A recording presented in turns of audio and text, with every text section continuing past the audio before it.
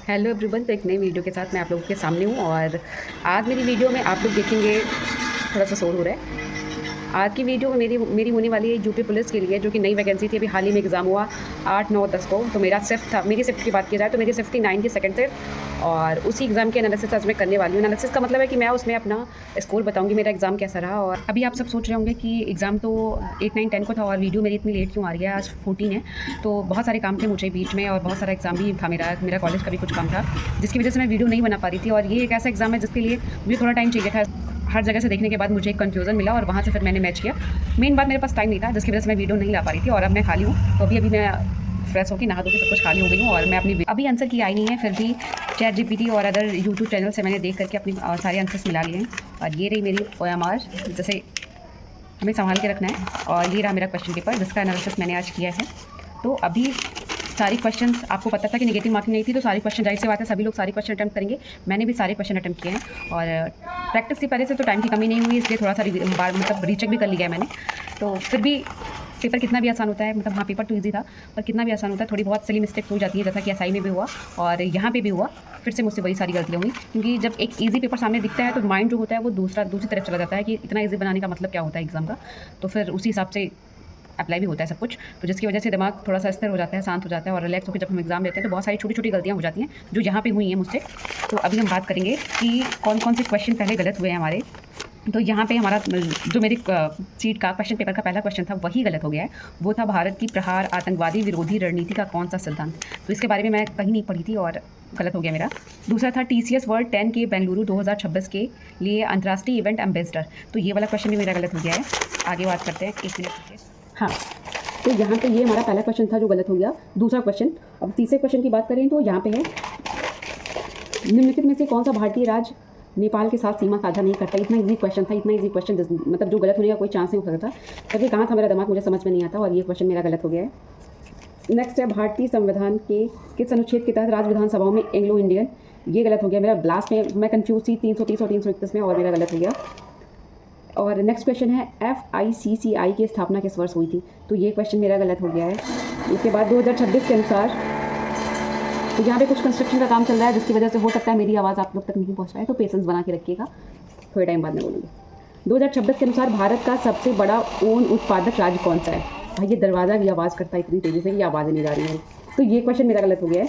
Next है, Buckingham palace किस शहर में स्थित है। तो ये गलत हो गया है। नेक्स्ट है, निम्नलिखित में से कौन सा इम्पल्स का SI इकाई है। निम्नलिखित में से किस पुरस्कार का लोकप्रिय रूप से ऑस्कर के नाम से जाना जाता है। और निम्नलिखित में से कौन सा व्यक्ति अनहैप्पी इंडिया नामक पुस्तक का लेखक है। ये सही है। और उपभोक्ता न्याय 2026 मार्च के बाद दी जाएगी, ये क्वेश्चन गलत गया। बाकी मैथ के क्वेश्चंस तो सही है, ज्यादातर ये क्वेश्चन गलत है।